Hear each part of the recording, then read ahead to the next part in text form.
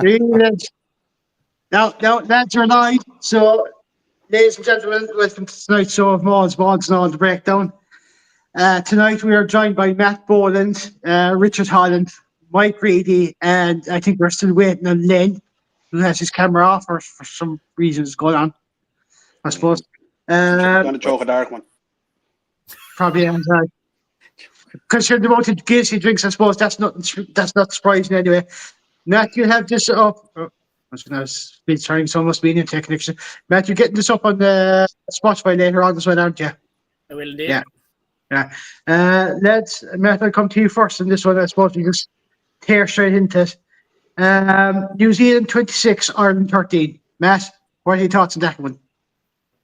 Well, look, I mean, it was disappointing. I didn't expect us to win, but I didn't expect to lose in the manner that we did. I mean, discipline was atrocious. Line-out was atrocious. We were getting pushed back into scrum. I thought there was a couple of good players. Like, I thought Jack Crowley did quite well.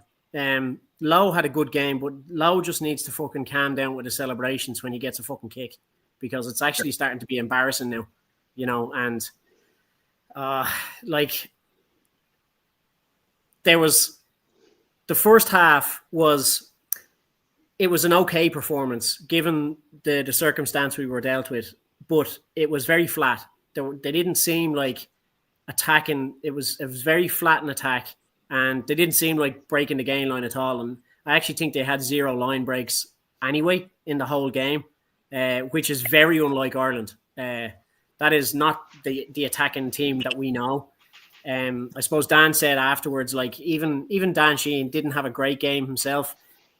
Leaving apart the sideline or the lineouts, he didn't seem himself either, you know. And from pretty much from 1 to 23, there wasn't an outstanding. Stu McCluskey actually had a great game, and he played really well. And I think he was probably one of the more outstanding of the Irish players on the field, I'd say, along with Jack Crowley as well. But yeah, look, overall very disappointing. The longer the game went on, I think the more it just slipped away from us, and our discipline and everything kind of fell asunder. Then coming into that last quarter, then it was just fucking curtains, and it was reminiscent of times gone past where we actually played 80 minutes. It was just back to that time where give it socks for 60 minutes, and then that's us done. Like, but look, I don't think it's a major issue. These are all slightly tweaks that they can work on. And again, it's their first game back of the season, I suppose. And after a long season last year, you'd expect some rustiness, but I wasn't expecting quite that much. I thought they would have gotten into it a bit better. And even coming into the second half, I said, look, they're after weathering a storm in the first half and are actually on top. If they can keep that momentum going, they're actually within a shout of winning. And it kind of fell apart. And Dan kind of summed it up afterwards in his match post-match interview, where he said the team was at 80%, you know, and we all know, like, 80% at any team in the top 8 of the rugby world, you're going to struggle against, especially the top 4 or 5. Yeah. You need to be at 100% all the time. Yeah. Gregor in there with evening oil and evening Q as well, Gregor. Richard, your thoughts on the New Zealand-Ireland game? Yeah, look, we looked very rusty. I'll be honest with you, with our set plays in particular. The line-out just didn't function. Was it 5 or 6 overthrows? 6, I think. 6, yeah. So that's something that needs to be worked on. We looked rusty as well. We were definitely rusty. Just certain things weren't sticking. I thought Gibson Park had a great game. He was everywhere. He was lively all the way through it. Crowley done okay. Big Stu, I think he could very well have played himself into a starting jersey for next weekend again. Well, I think he's a groin issue now, hasn't he? Yeah. The boy can't seem to get any luck because he gets any sort of a run at all, and he picks up something. It's a fucking shame because, as you said, I think he would have been. I think he would have been one of the first names on the sheet next weekend. Yeah. We ran out of steam. We'll come on to it, but I think playing 20 minutes with 14 players caught us in the end. In that we were absolutely fucked at the end of it. You know, there was there was nothing left. There was nothing in the tank for a few of the players. I was delighted, obviously, for Tyke Furlong, given his allegiances and my allegiances, to get his try. I'm friends with his brother on Facebook, and the brother, he doesn't really have anything to do with sport, but he put up a big post on Facebook. I taught him everything he knows.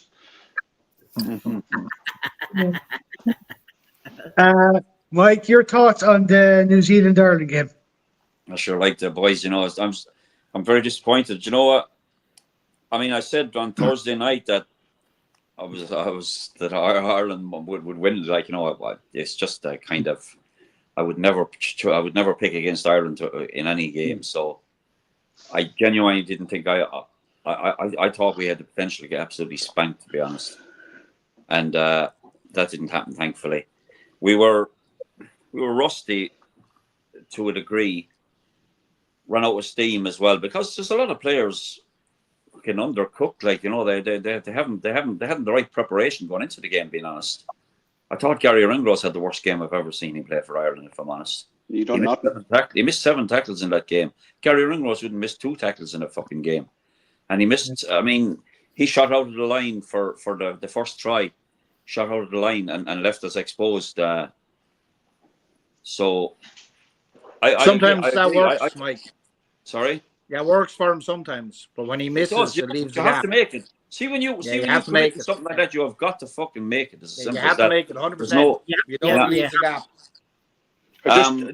Do you think? Sorry for jumping in there. Do you think it's something to do with the concussions he sustained on the tour? Is he protecting himself? I'm a little bit concerned about him now. By the way, I'm concerned about him going forward. On a subconscious level, Matt, almost. Yeah. Maybe. I thought, like Richard said, I thought Gibson Park now, and I highlighted him Thursday night as well, him and Lowe, because they were both massively subpar in the Munster game a few weeks ago. So I thought they needed, and they both had a decent game. I thought Lowe did okay, without being like, the big concern for me is we're creating absolutely nothing, like as an attacking force, nothing. And some of this is down to the way Leinster play. Let's be honest, like that's how Leinster have been playing. And I'm fucking blaming Nienaber. I don't care what anybody tells me. By the way, he's the fucking root cause of the way Ireland are playing. Yeah, be honest, Mike. Even if it wasn't his fault, you'd still fucking blame the cunt. Well, no, I wouldn't. I wouldn't. But it's the truth. You all know it, by the way, and you just won't say it. I'll say it. I say it the whole fucking time. We've all said it, Mike. We're sick of saying it. But just to point out, the condition of the pitch was atrocious. That didn't help things. Yeah.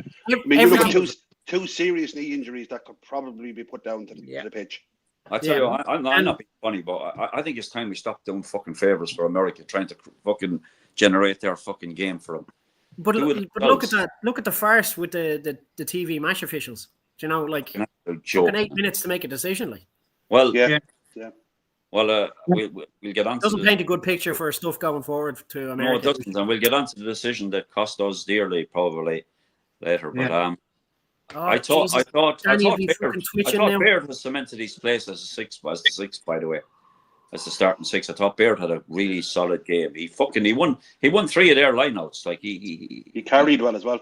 He did, yeah. He claimed 3 of their lineouts.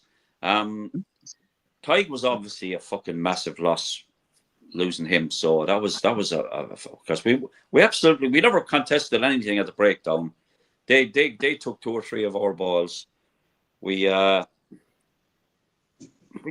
completely run out of steam, and it's like Matt said, we had become an 80-minute team, and now it looks like we've reverted back to be a fucking 60-minute team. I hope that's not a. Me too. I hope that's not something that continues. That's only a one-off now, because that's not fucking good enough. It's not going to get the job done, and we have the box to play, by the way. And I'm fucking seriously concerned about that. If we're not, we need to be at least. They're the only ones you want to beat, Mike. Let's be honest. I don't give a fuck. I want to beat everyone, but they are the big. Listen, lads, they could fucking eat us alive. They are capable of eating us alive. If we play like that against the box, we're fucking screwed. 100%. Because let's be honest. No, New Zealand were fucking miles off it in the first half the other night. Miles off it. And they still stayed with us. We had chances in the first half, and we're not converting them. Like, we didn't create any No outstanding. penetration, Mike. We couldn't convert them. You know what I mean? No, listen, Yeah. like going into the 22 and not scoring is basically like going into a brothel for a sniff.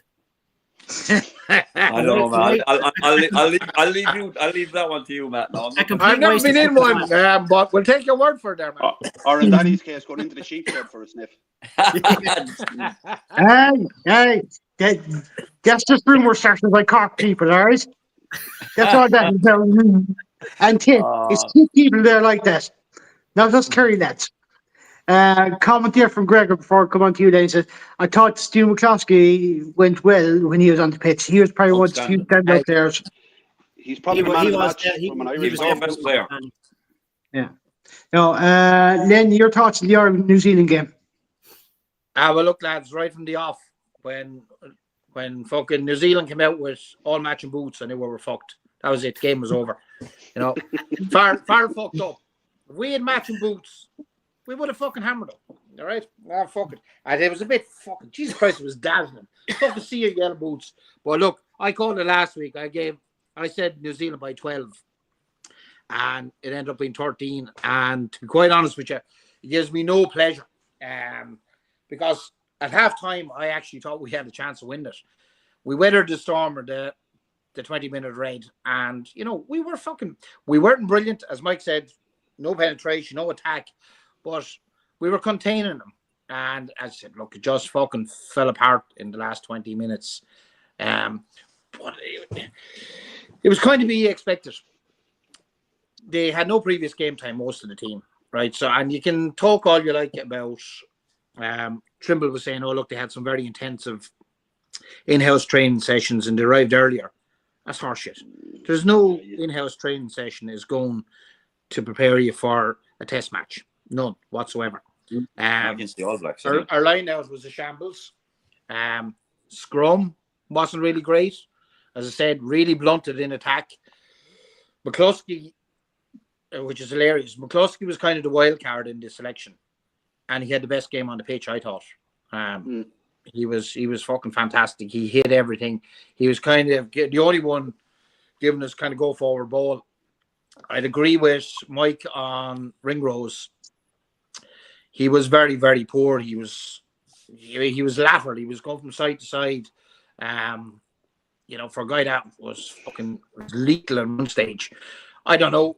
I think maybe, you know, with McCluskey being the wild card, maybe James Hume or Dan Kelly outside of him might have been better on the day. They have more game time, both of them. Tom Farrell's in the squad. Tom Farrell was the ideal one. He's in the actual training squad. So yeah, look, Tom can play inside or outside. Like, in fairness, I'd be giving him a chance now. I would. Oh, absolutely. Look, Yeah, and ideally, he deserves it. If McCluskey is out, look, Henshaw hasn't been his best for a while. Then Aki came on, and geez, he was poor, lads. And that pass in our own 10-meter line cross was down at the toes. You know, look, we'll probably come to, you know, selections for Japan later on, but yeah, look, but like, he even had the likes of Dan Sheen, fucking captain dependable. The guy never has a bad game. He's just fucking, he's brilliant. Dan was quiet, you know what I mean? And I don't know. Do you blame Dan for the line out? It's very unlike him. Very unlike him. But then again, when it comes to the line out, we lost Byrne. That's whoever calls the line out. You know, it's normally the 4 or the 5 that calls the line out. Yeah, but that's what I'm saying. We lost Byrne. All right, so there's one of our options gone the line out. Omani has retired, so there's another one of our staple line out options. There's 2 gone out of that line out. So look, I don't know. We're talking about the attack, and I know we've gone on about Ian Arbor fucking, and people are probably fucking sick of listening to us now at this stage, Mike. But I'm just beginning to wonder, like, the loss of Mike Catt.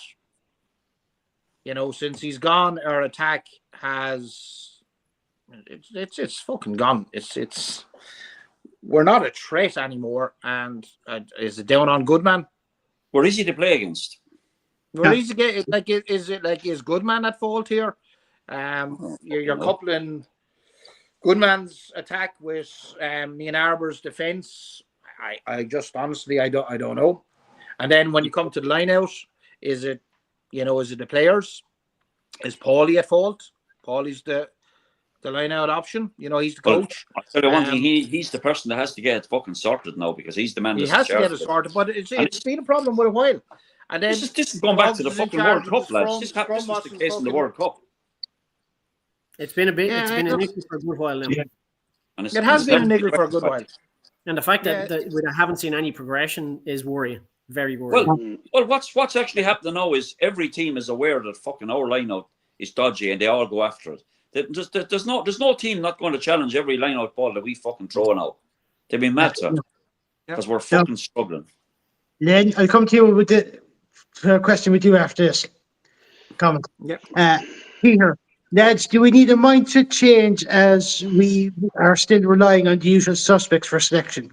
Could we just blood new players, or what's the fear with the RFU management to do this? Now, do you think, Len, that the November internationals is probably the best time to really blood those new players and see what's going on? Make competition for places, where lads are kind of going, shit, I have to perform now anytime I'm in the jersey to keep my spot. Do you think that Right. has to be brought in? We were talking about this only last week or the week before. Yeah. We were talking about like the Six Nations is the cash cow. You know what I mean? So we need a good result in Six Nations. We need revenue from that. We were talking about the wins or losses in the autumn series going towards the rankings, which would affect the seedings for the Rugby World Cup. Now, at this stage now, win, lose or draw any of the rest of the games that we're in, it makes not a blind bit of difference because we can't fall out of the top six. So it doesn't matter now. Rankings now, we can actually forget about them, right? So that gives us a free shot for the rest of the series to play whoever the fuck we like. The tickets are sold for the thing. All the games are a sellout. So money's in the bag. Now we can go and experiment. I really do think, we should start looking at getting, like you were talking about last week, Matt, about Zach Ward. This is one of these young fellas that, should really be given a chance.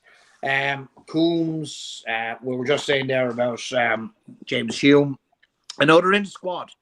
There's a huge difference between in the squad and getting game time. And the more of these youngsters that we play now over the next few games, you're giving them a bit of experience. And come the Six Nations, these guys will be bedded in. They'll have an idea, you know what I mean? And they'll be blooded. And at least they probably won't start any of the Six Nations games, but there'll be an option and it'll give us extra strength and depth. That would be my opinion. I don't mean wholesale changes, right? But for fuck's sake, lads, we're going up against Japan. Test a few players out. Now, What? I'm not being funny now. We would want to fucking slaughter them lads this weekend. Yeah. Absolutely. But if we played 5 or 6 fringe lads and we didn't, it ain't the end of the world. No. And then Gregor was saying there that Hume isn't in the Irish team for the November series either. He was, but whatever. No, Yeah. but it Mike, doesn't matter whether he is or he isn't, because I think he should be. He should be in the squad. Yeah. Mike, what do you think about Kelly, Farrell? I know Farrell's in it. Like these guys need to get game time. Yeah. Well, I didn't realise now until Len said that the November results don't have any bearing on the placing Ranking. or the rankings. That we won't go outside of 6th place. That's imperative that we remain in that. But lads, I was looking at the age profile of our players, and I think just 12 of our players are going to be 35 or more going into the World Cup. And we are, do you know something? Do you know what the reality is? We're going to lose the whole fucking team of players in one hit. And we were going to be fucking holding our dicks in our hand we will be fielding a B team. Because the whole team will go in one hit. It needs to be fucking addressed urgently, so it does. It really genuinely does. Now there's young Well, Osborne has to play full back right now. I thought he did all right. In fact, at the weekend, he was okay without doing anything fucking spectacular. He had a he couple did of the really, job. really important catches that Chase catches. Yep. He That actually was he was one of the something. better That performances was as well. something actually we done well in the game. Our kick chase was fucking good. We were retrieving. We retrieved several balls like with we dinks over the top, and with box kicks. We were winning balls back. But Yeah, there was 2 or 3 back to your question, Danny, about we definitely need there's players. There's players like in all the provinces that should be getting some bit of fucking game time.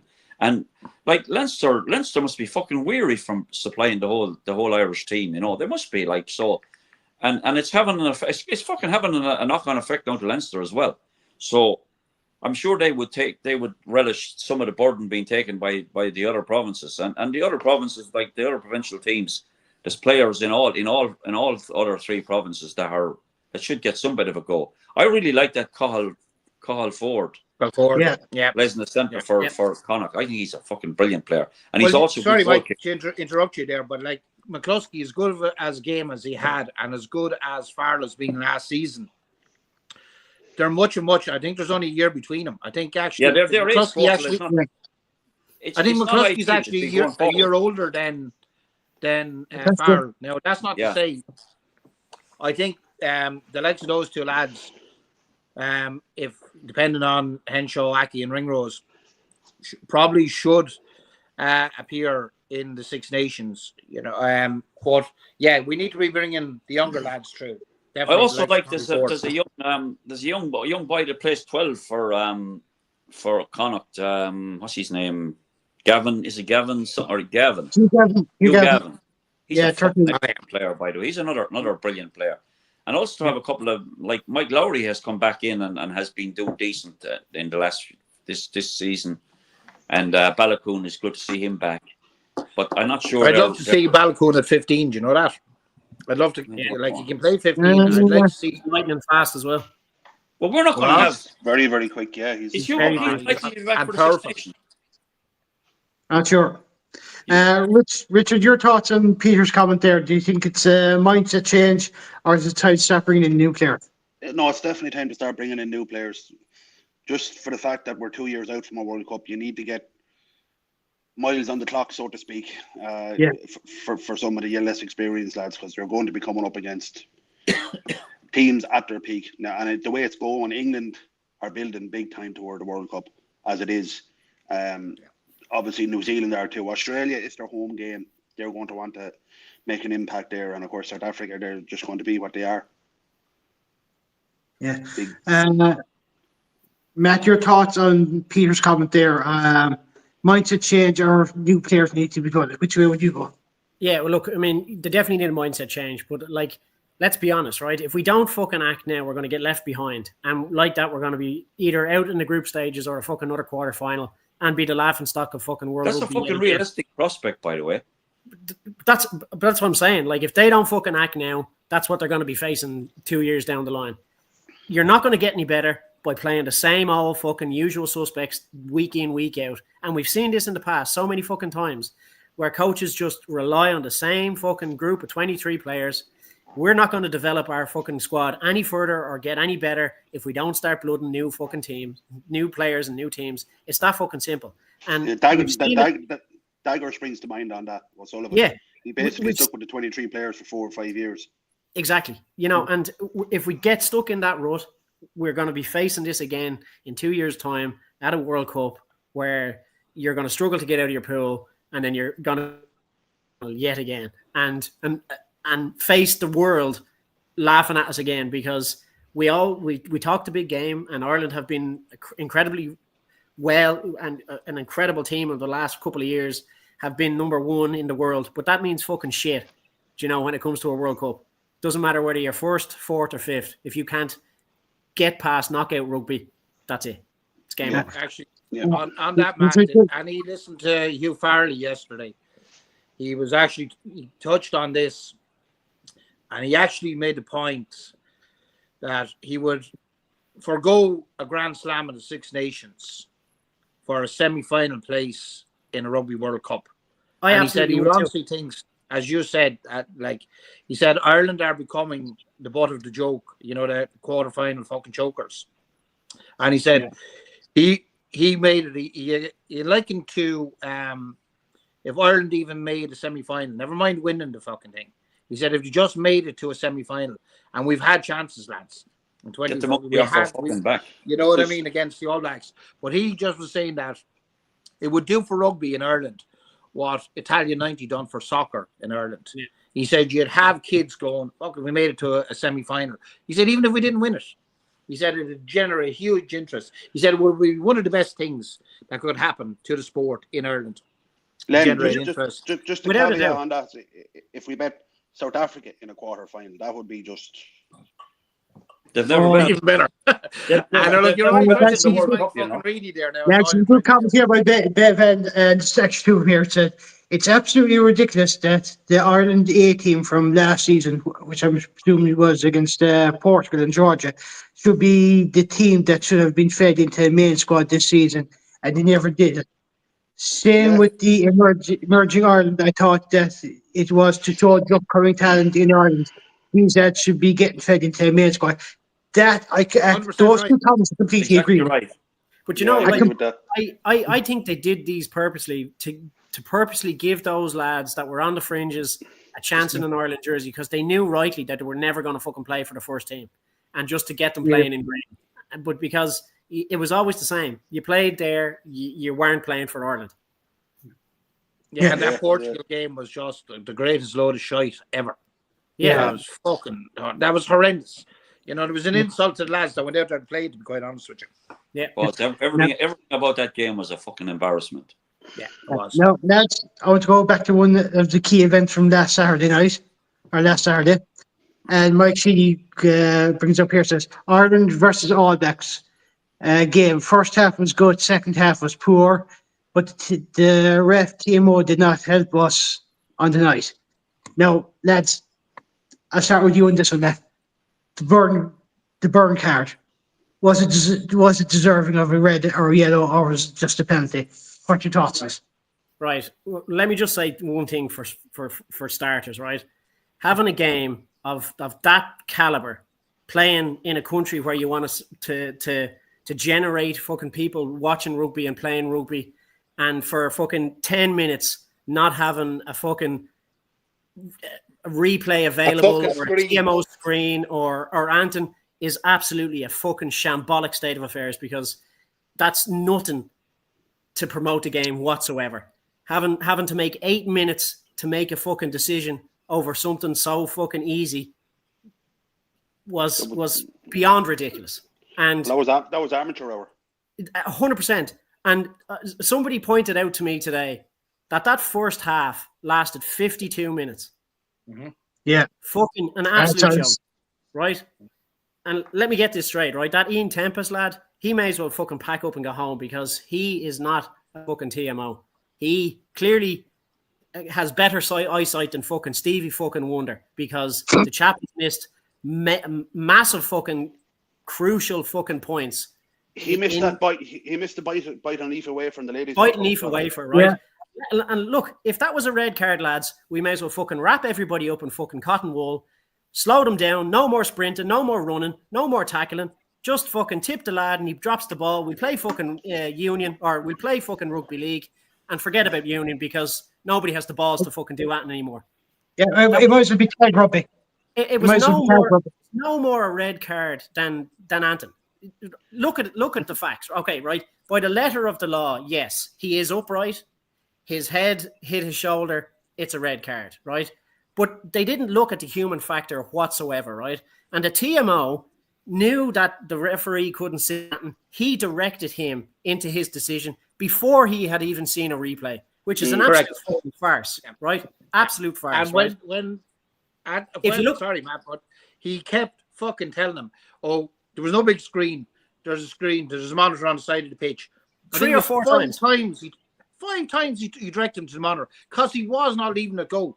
At this stage, the fucking crowd are cracking up. Why didn't you just say, look, fuck it, lads. It was a rugby incident. Look, Pierre, get on with the game. No, he was fucking adamant. He was Look, fucking going the whole looking at it from, like, they took the human element out of it altogether, right? The facts are, right, Cam Rogard had a forward pass to Bowden Barrett, right? Bowden Barrett caught that in fucking Tyg Burns' pocket. Yeah. Now, Tyg Burn was in a passive manner. How was he supposed to get down, and get his arms out for a wrap in that split second of a time? Yeah, exactly. He had no time whatsoever to react. He had no time to react. And as Bowden Barrett said after the game, he said he didn't even think he was going to get the ball at that point. He thought they were going to play the other way. Yeah, they were expecting to go to the open side instead of the blind side. Exactly. So, I swear to God, if that goes to a disciplinary and he gets banned, the rugby for me that's it. It's gone because it's lost all the values. And you look, I've seen South Africans, I've seen New Zealand players, or people's fans, I've seen English fans, all saying it's not a red card. Do you know? And you are going to get the gobshites online that are out there just thinking they have fucking big balls and they want to fucking act a maggot and saying, oh yeah, it's a red card, blah, blah, blah. But they're the types of lads now that if it happened to their team, they'd be online fucking hurling abuse at the referee, going, threatening their families, threatening their kids, and fucking doing all that sort of shit. So that's what you're up against. But these lads they're not helping themselves. These TMOs and these refs, I really, it's really unfair to criticize a ref when he has that support, or he's supposed to have that support from a television match official that has all the angles available. And for them to miss something like that or not call that, there was no way. Yellow card at max. I thought a penalty. Yellow card at max. There was no yeah. Just the other side of that, man, is the size difference. So Ty Byrne is 6'4", 6'5". Yeah. Barrett is in around the 6 foot mark. He was always going to make contact with the head and the shoulder. Exactly. That was just the way it is. And this is why they didn't look at it from a human perspective. They looked at it from the rule book, going, yeah, head, shoulder, contact, blah, fucking red card. Off you go. Off you pop. Good luck. Richard, letter below. Okay, penalty or possibly yellow card, but for it to be up fucking graded to red was a fucking joke. Yeah, absolutely. Ian Tempest needs to retire now because he clearly can't see. Ian Tempest transformed. Sponsored by Specsavers. Richard, your thoughts on the Burn card? Yeah, I said it when it happened that I was surprised even when the yellow card came out because, as Matt said, one, it was a forward pass and Byrne had zero time to react. There was just nothing. He was just there in front of him and that was it. And it's more that he stood his ground, which you're entitled to do, and Barrett ran into him. Byrne was all but standing still when that happened too. That's the other side of it. There was an incident just coming into half time where there was a swinging arm around, what was it, the Irish number 14? I'll come to that in a second. But that was more a yellow card than the Byrne incident. Yes, a penalty maybe, but there was no way it was red. I couldn't understand it. Mike, you're sorry, Matt. Just to say that if you follow American football, you know that they have the equipment there to do that because they'll have play up. No, but I do. But if there's a play in and I want to look at, within seconds, they have it up on a big screen for the rest to look at. Why couldn't it? It looks so bad. Yeah. They're talking about wanting to grow the game in America. Fair enough. Okay, that's grand. We all want to see the game grow, but that would actually turn you off. As Matt said, 8-9 minutes waiting because they couldn't fucking find the button to put the oak up on the screen. Fuck that. Yeah. Mike, your thoughts on the Byrne card? It was absolutely shambolic from start to finish, that incident. I mean, people are saying Tyg Byrne, he never attempted a wrap. If he had attempted a wrap, it would have been fucking head on shoulder direct. Yeah. Tyg Byrne actually, by using his arms, across these arms like that, projected Bowden Barrett away from him. He fucking saved him having an injury. And Bowden Barrett appreciated that, by the way. When this look, listen, lads, we've all played the game. We all know the fucking dangers involved in it and what the best way to try and protect yourself. And that he actually protected Bowden Barrett the way he acted. And he didn't, like everybody has said, the ball shouldn't have gone to Bowden Barrett. It was a clear forward pass. There was none of that taken into consideration. And Ian Tempest from fucking minute one had an agenda to have Ireland players off the park. He had another one with fucking Gary Ringrose, which was an absolutely spot-on perfect tackle. Yeah. And he fucking called it up. And in fairness to the referee, I won't blame the referee for any of these incidents, by the way, because he wasn't comfortable with that. But Ian Tempest from minute one wanted fucking action taken against Tyke Byrne. He's the narrative was right from the start. You need to there was no attempt to wrap. It was head on the shoulder, direct contact with the head, and I have to be honest, I don't think there's even a yellow card. I think there's a fucking yellow, a very low end yellow card. And like Matt said, if this goes to it will like because there's a red card in the game, it's going to go to. Yeah, no, look, let me just clear up, right? Yeah, let me just clear it up, right? It will go to a disciplinary, but if he gets Anton out of it, it's a sham. They should fucking rescind that red card, by the way. If they have any fucking credibility at all, that red card should be rescinded. It's fucking embarrassing, that's what it is.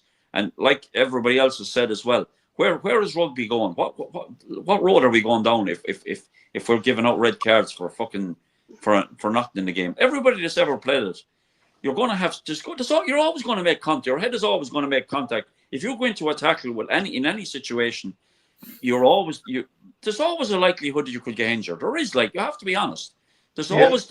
It's a fucking context. In fairness, nobody wants to injure another player or injure them fucking selves. But you're mindful of the fact that it could possibly happen, and it's a contact sport. Of course, it is. It's not basketball, you know. But I genuinely think that Ian Tempest, like everybody else has said, he completely, the guy is fucking either blind or he definitely has an agenda against Ireland. Well, he's blind and fucking stupid, Mike. Let's be honest. If a wafer was bitten, clearly fucking could be. Yeah. And nothing. That same person, just kind of a. Just kind of forming a bit of a fucking pattern, you know. But I was raging. I'm not going to lie, I was fucking raging. By the way, you weren't the only fucking one, Mike. Even Mama Boland here, Pauline Boland. Before I come to you, Len, the pitch was a disgrace too. I think we all agree on that. A green, never a red card, at best a penalty. Barrett was headed for Tyke Byrne. That's the thing. Tyke Byrne was standing still when that happened. Yeah. Len, your thoughts on the Byrne card situation? Yeah, there's 2 points there. I'll just go back to what Richie said about the NFL. You follow NFL, Richie. I couldn't give a flying fuck. Like fucking 3 hours for 11 minutes play. Bore the whole off me. But anyway.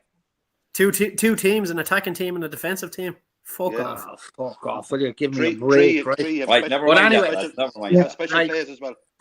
Sorry. Special NFL game here in fucking Ireland, special is right. In Croke Park last month, right? And it was done to the fucking letter of the law the way the Yanks wanted and the way the Yanks played at home. You had marching bands and the fucking razzmatazz and the fucking cheerleaders, and they had fucking pitch inspections in Croke Park to make sure that the grass was 2.7 millimeters fucking high, right? They done flag days around every fucking school in the country, right? So when the Yanks come over here, they give them what they want because they're trying to promote the game worldwide in Ireland and wherever else. We couldn't give a fuck if it was tiddlywinks, right? With no interest. Most people no interest. Sorry, Richie, right? We go over and they're trying to promote the game in fucking America. Rugby. The pitch is a fucking shambles. The big screen doesn't fucking work. There was no fucking shot clock. There was no countdown clock on fucking the yellow fucking card, right? There's sand on the pitch, as you said, it leads to 2 fucking injuries, possibly, right? And I was just looking online to see what the Americans thought of this fucking shambolic effort. And you had fucking Chad from fucking New Jersey going, it's a minority sport. Nobody gives a shit about fucking rugby. Well, guess what, Chad? Like, we done it right when you came over. Now, I don't know if this is on. The NFL have insisted on everything being spot on when they come to Ireland. Is the World Rugby are at fault here for not insisting that the fucking technology and the pitch and everything else is right when we went to Soldier Field? I don't know. Or is it on the Yanks? I don't actually know which one is which, right? But either fucking way, it was a fucking joke. Like, these are the same Yanks that have fucking the baseball World Series. There's only fucking American teams in it, right? The J are missing a trick here. Like, you know what I mean? We could have the World Cup hurling fucking final. No matter that, there's only Irish teams in it. Meant to be right up there. You know, promote all over. But anyway, that's just getting back to Richie's point. So that kind of pissed me off. The shambolic nature of it. Then we come to the card. We're all agreed. We're talking to death here. It was a penalty, yellow card, absolute fucking maximum. Tempest went after it. It didn't help that there was no big screens, which I think was a factor in it, because you're showing that on the big screen and they're debating it. The crowd gets behind the whole it. stadium. The crowd reaction would have been crowd reaction. And bear in mind, it was also predominantly Irish in that stadium. So there would have been booing, there would have been fucking jeering, and it would have influenced it, I fucking think. And they could have looked at it on the big screen. So there's that factor. Now, getting on to Mr. fucking Tempest, right? He did not give up. As you said, no. As you said, he was looking to do one on us, right? As you said, this is the same guy. Had the fucking big screen, every fucking angle going. They showed it for about fucking 3.5-4 minutes of Aoife Wafer getting fucking node on, right? That little prick overruled it, right? Sorry. I shouldn't be calling people prick on fucking line here, right? He's a prick. But, last year, Six Nations, you probably might remember this. There was, who was it? Fucking the French hooker, Mavaka, right? Do you remember he headbutted Ben White in the French-Scotland game in the Six Nations? Yeah. He headbutted Ben White. Fucking launched himself. What was the team up? Tempest. what was it? Yeah, Him, was Team it? Tempest, right? And he decided it was just yellow, right? Subsequently, Mavaka was cited and he got a 3-week ban. Last year's autumn series, right? We had Scott Cummins. You might remember this one. It's against South Africa. Do you remember he went for the clear out? The fucking South African scrum half kind of popped up in the fucking middle of it. Himself and Darge went in. He fell awkwardly on scrum half's leg. Tempest decided it was a crock roll. Right? Cummins went off absolutely fucking bewildered for a yellow card. Tempest wouldn't let up till he was gone. The referee went, back and forth. Off went Cummins. Guess what? It was upgraded to a fucking red card. Very much like Byrne.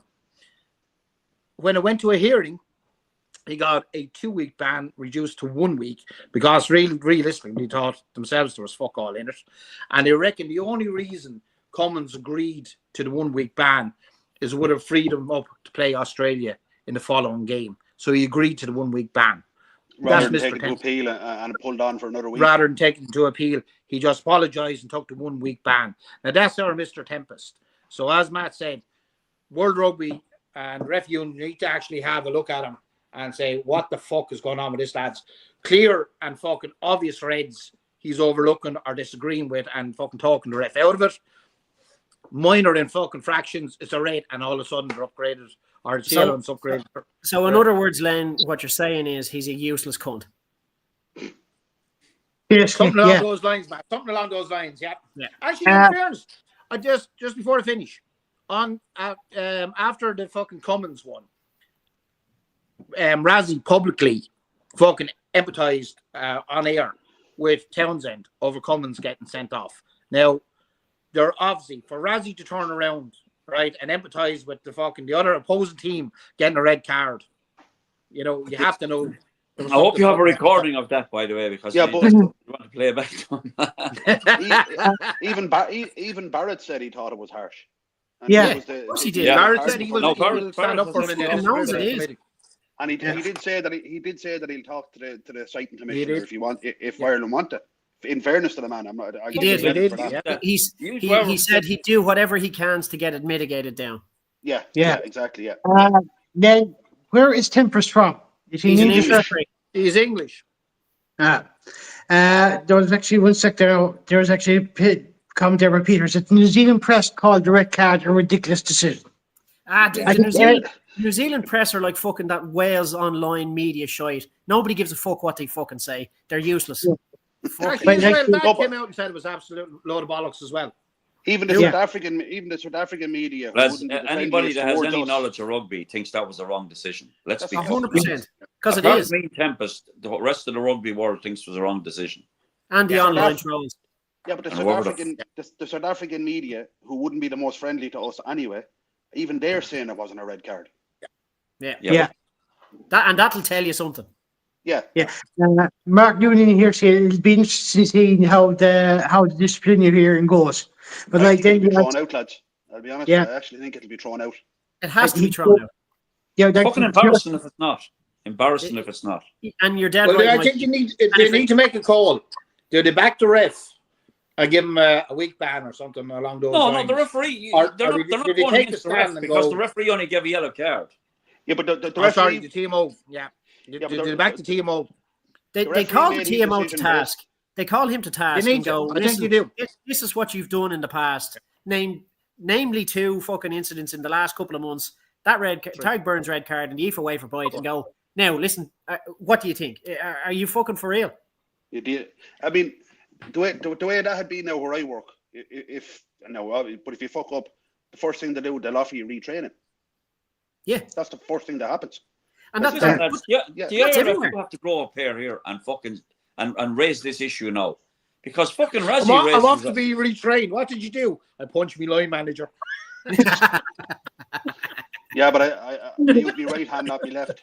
I hit him with my bad hand. I had him with so many rights, he was begging me for a left. I'm left-handed anyway, Mike, just as well. Yeah. But you're right. No, he needs, like, if players are banned for high tackles and they get told that they have to go to rugby school, fucking TMOs and referees that make stupid decisions need to go back and go, listen, you need to go and look at that rule book again there, pal. Well, that's the other side of the same coin, really, isn't it? Oh, 100%. Yeah, Don't get me wrong. absolutely. I mean, the referee is a human being that can they make said, I mistakes. know tackle school is there for but is there a TMO school? He needs There to you go go. back and leave rugby. Fucking, exactly. Like, Fair, Yeah. fair enough. Fair Comment, enough.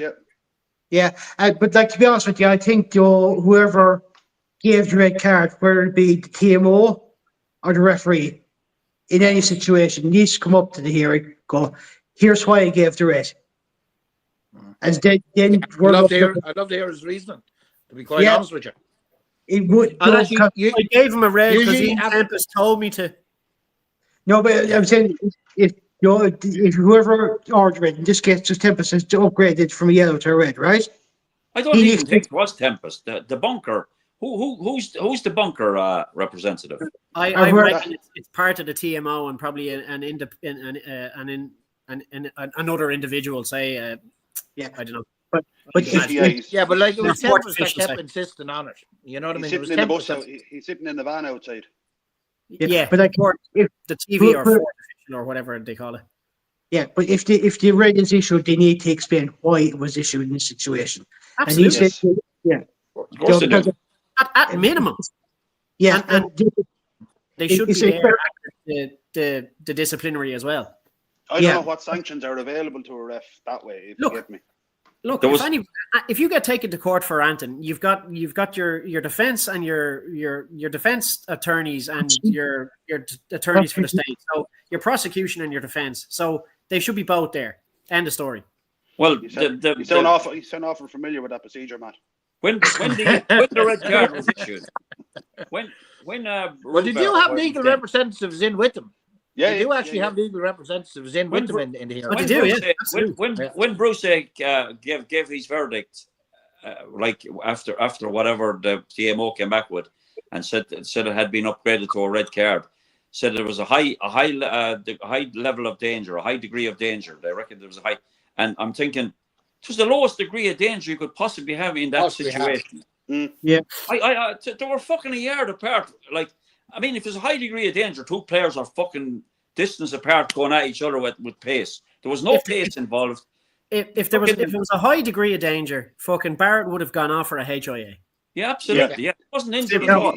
He's going to would have triggered if it was that. Yeah, that big 100%. Fucking embarrassing. May May as well have got hit with a fucking wet wipe. That would have done more damage than Tyke Burns' fucking shoulder.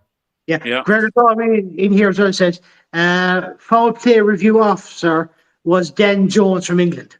So I suppose he must have been in the bunker looking at that card. Yeah. What's their, we what leave in agenda the have game. England got? What agenda have England got against Ireland right now then?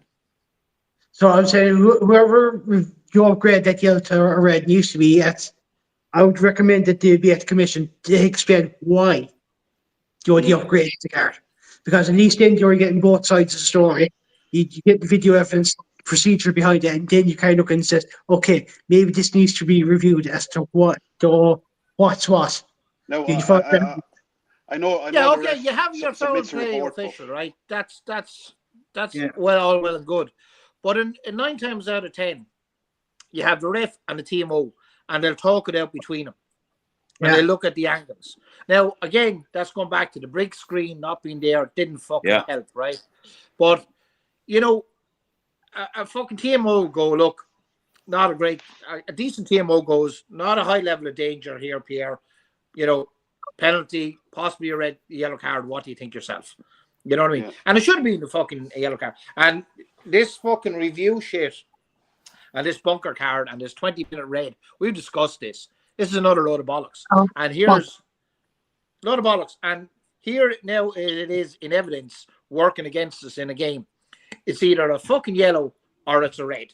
Not, there you go off with a yellow and we'll come back. We'll have a think about it. A cup of tea, a fucking Jaffa cake. Yellow, red, yellow. We'll give them the fucking red.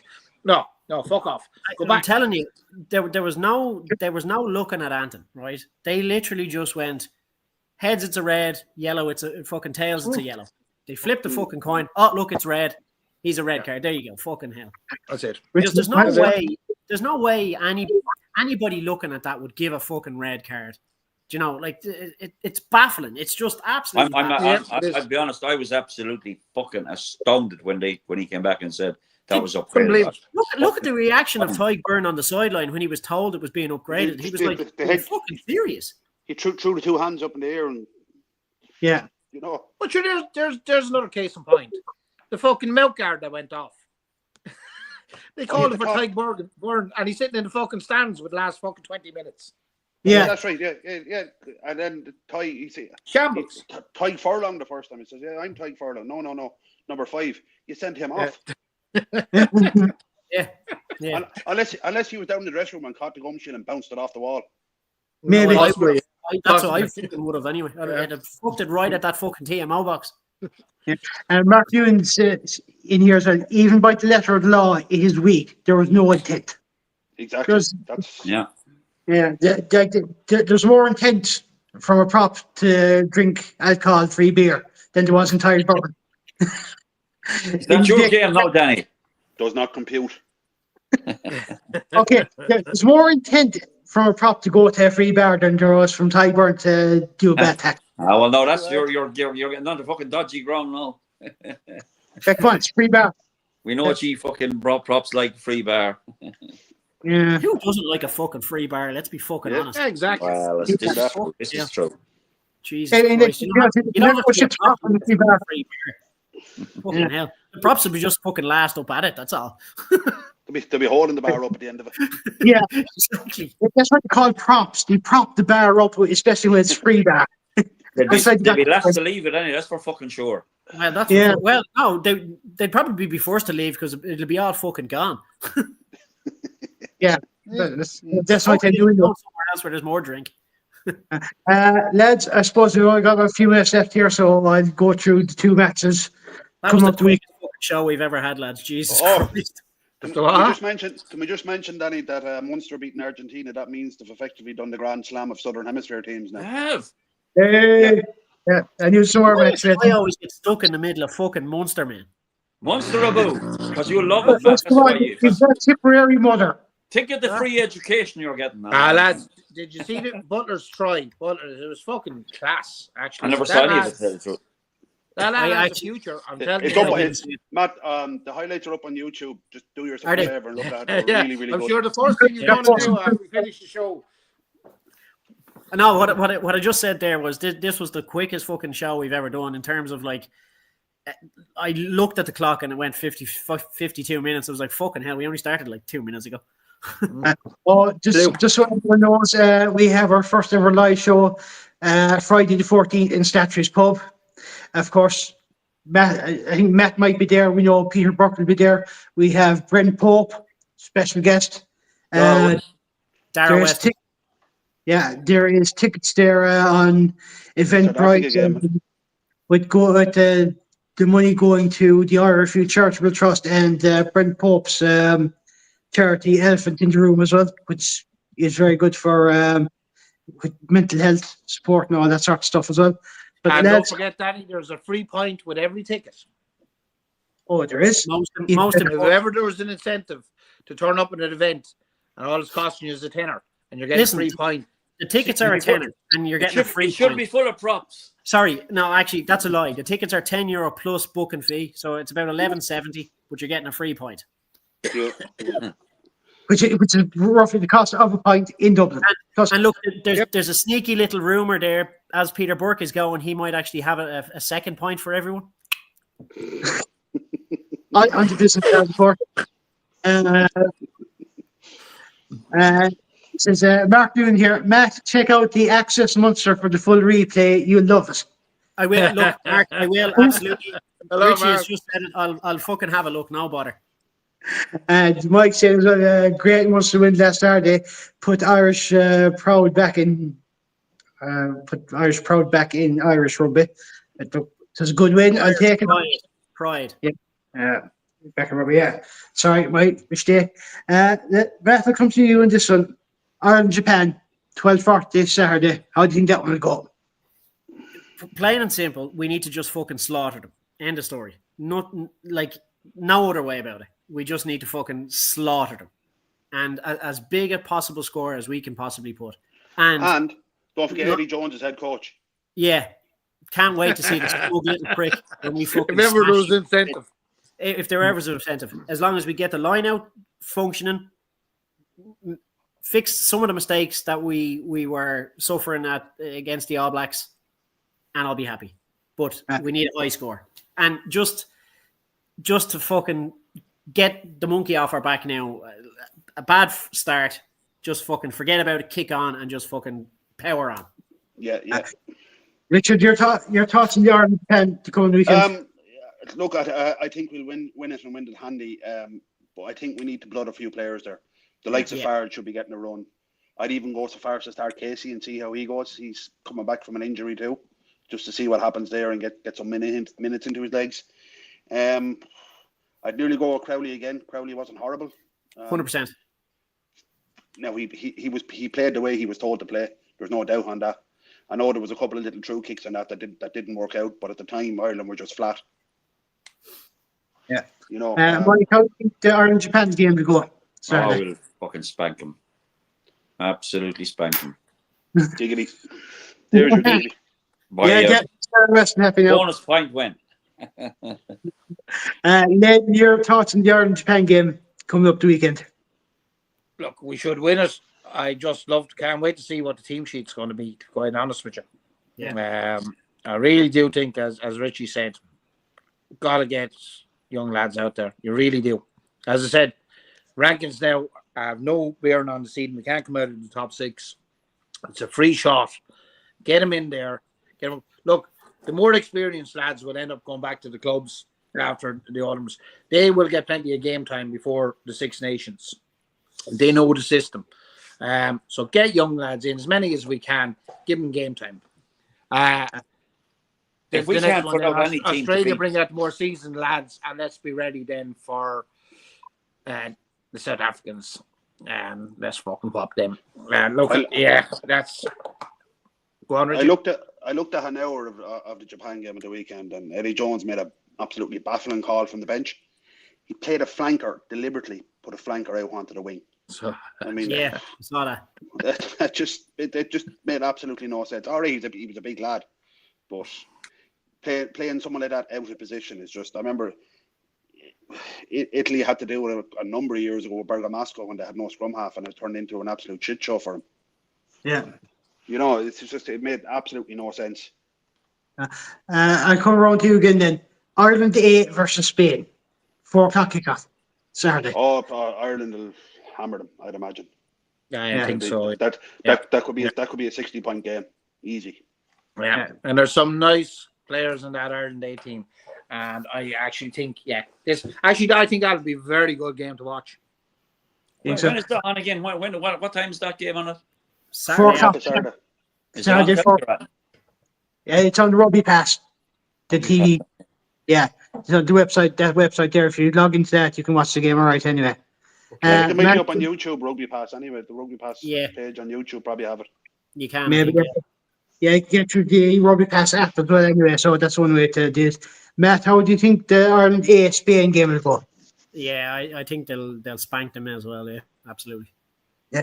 Bev in as well anyway, saying Ireland to beat both Japan and Spain in both games. But I leave it here on one question, and just simple yes or no. Matt, should the RFU use the Ireland A team more often to build squad depth? Absolutely. That's Yeah. kind of an obvious question and an obvious answer. Like, Yeah. Richard, yes or no, should the RFU use the Ireland A more often? Yeah, but it's kind of what it's there for, isn't it? Really, to have a look at other players. Yeah. Mike, yes or no, I refuse to use the Ireland A more often. Sure, we used to call it the Wolfhounds, didn't they? Yeah. You know, it's imperative that it's fucking every time the first team play, it wouldn't do any harm to have the fucking A team playing as well. I think they should be playing all the time. Absolutely. An undercard, absolutely. Yep. Yeah. So I take it you're in agreement with as well then, Duff. Absolutely, yeah. You know, it should be organised that there's an undercard with the same nations with the A team. You know. Yeah, play it out in Athlone or in Donnybrook or somewhere, you know. Anywhere. Fucking anywhere. Just give them the game plan. Yeah, they was it.